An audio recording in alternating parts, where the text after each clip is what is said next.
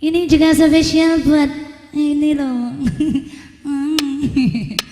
Iki loh yang iki ya. Sekian.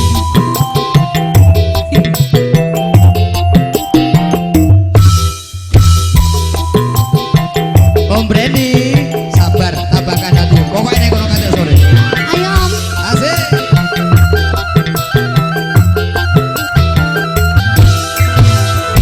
Kelingan manis eseme, terus kelingan ramah kemiyune, tresno lan kasih sayange. Aku pengen jadi bojone. Ayo yo.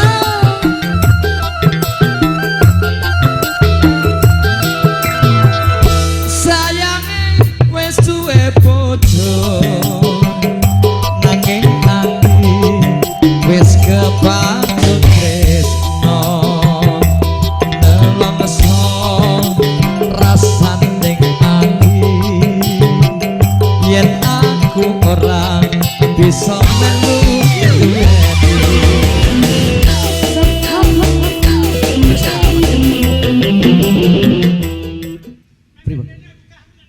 kosek deh, aku ki nahan kok, agean kok.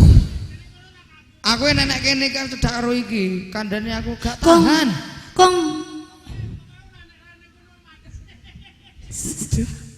Pak Dik yo mancing-mancing iki ketoke kok. Aduh. Kakong, itu kacamatane sisan kon nyepot ah. Aja. Aja aku nek dicepot ora iso nglirik anu no aku.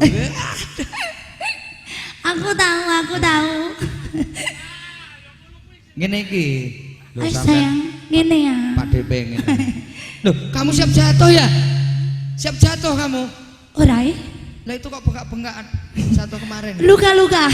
Iya. Sing endi ya? Sing bengkak sing endi ya? Lah itu katanya jatuh dari motor bengkak-bengkak. Ngene, Kong. Lah iki kaya Ngene kaya iki. nuntun wong picek ah. Oh dan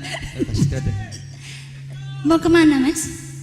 Biar tak bantu jalan, Mas. Iki jape ora nggo storing lho, Mas. Ya, Mas. Kurang ajar. Jape ora nggo storing lho, Mas.